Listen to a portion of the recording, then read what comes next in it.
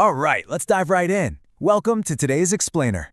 Today, we're going to shrink ourselves way down and take a truly fascinating tour. We are stepping inside a microscopic manufacturing plant that runs absolutely perfectly every single second of every single day. We're exploring the fundamental building block of all life, the cell. But we aren't just looking at it as some boring biological unit from a textbook. We're going to experience it as a highly complex, flawlessly coordinated microfactory.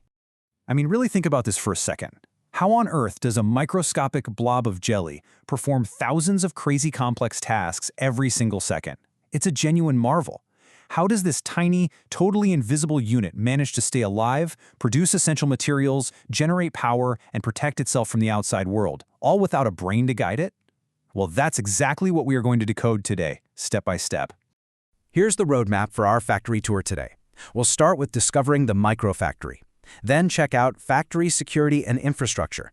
After that, the central blueprint office, the manufacturing assembly line, the packaging and shipping center, and finally, powering the daily operations. Let's get to it. Section 1, Discovering the Microfactory. Before we can walk the factory floor, we kind of need to understand how scientists even found these invisible places to begin with. For practically all of human history, we had zero clue they existed. Our timeline starts way back. About 3.5 billion years ago, early cells originated. Scientists actually believe life may have started in boiling hot springs, places kind of like the Puga Valley in India, where those extreme conditions fostered the very first protective membranes. But fast forward through literal billions of years of evolution, and humanity still couldn't see these things. It wasn't until 1665 that a massive technological breakthrough happened, bringing us toward the modern understanding of organelles we have today. So what happened in 1665? An English scientist named Robert Hooke took a microscope he designed himself, which magnified things about 200 to 300 times, and decided to look at a super thin slice of cork. When he looked through that lens, he saw these tiny, small box-like compartments. Because they looked like little empty rooms, he literally coined the term cells to describe them. He was basically the very first person to ever discover the outer walls of our microscopic factory. Moving right along to Section 2, Factory Security and Infrastructure. Now that we know how they were discovered, let's check out the outer defenses of our factory to see how it protects itself. Every good factory needs robust security and infrastructure, right? Well, our first stop at the perimeter reveals a major difference between plant factories and animal factories. Plant factories are stuck in place. They can't just run away to take shelter, so they need incredibly tough infrastructure to withstand environmental stresses like wind and rain. That's why they feature a rigid outer cell wall made mostly of cellulose. Animal factories, on the other hand, completely lack this rigid cell wall. This makes animal cells highly flexible, which is absolutely crucial for supporting the movement and functioning of animal tissues. But hey, regardless of whether it's a plant or an animal cell, every single factory has an inner security fence called the plasma membrane, or cell membrane. It's a thin boundary that surrounds the cell and protects everything inside, and it is selectively permeable, meaning it's the strictest security gate imaginable. Its molecules are arranged like tiles in a fluid mosaic, and specific proteins act as literal gatekeepers. They are the bouncers, controlling exactly what oxygen, nutrients, or waste is allowed in and out of the factory. Next up, Section 3, the Central Blueprint Office. Having passed through security, we are heading deep into the factory to find the Central Command Center, the place where all the master instructions for the entire operation are kept safely under lock and key.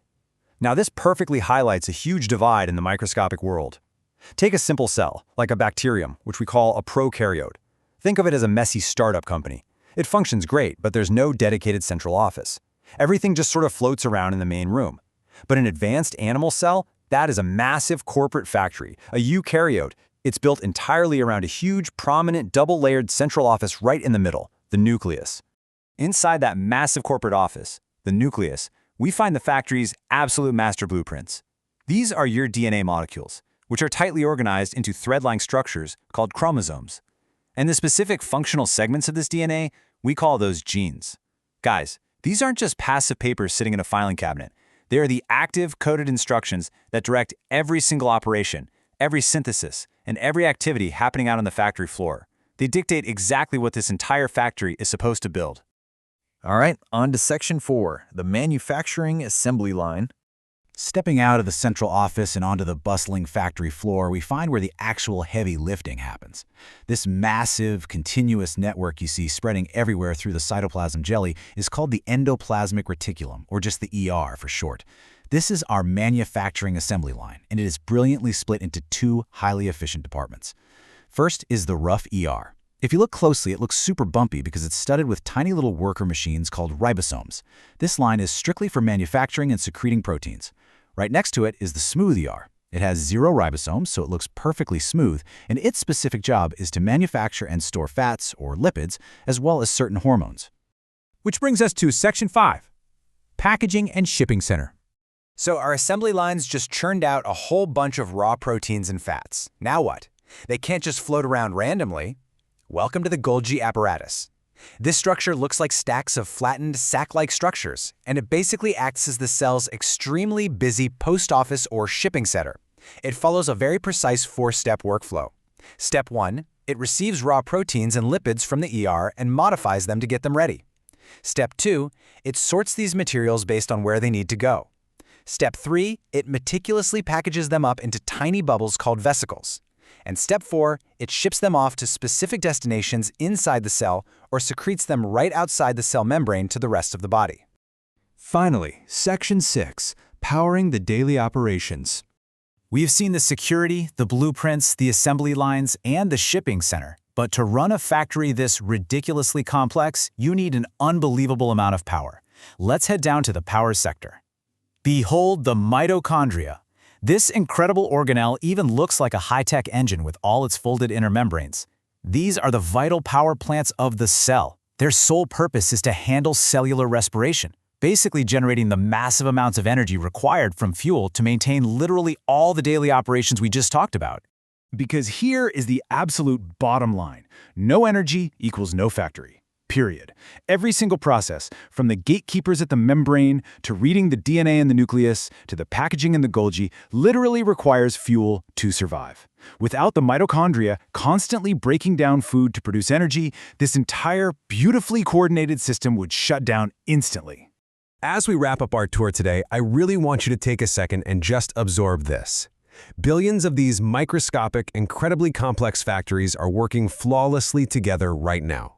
They're communicating, manufacturing, and generating power, all just to make you who you are. Every living being, from a tiny bacterium to you watching this explainer, is entirely driven by these hardworking cells. It's an absolute marvel of biology. I really hope this explainer left you completely in awe of your own microscopic machinery and hungry to dive even deeper into science. Keep questioning, keep learning, and we'll catch you in the next one.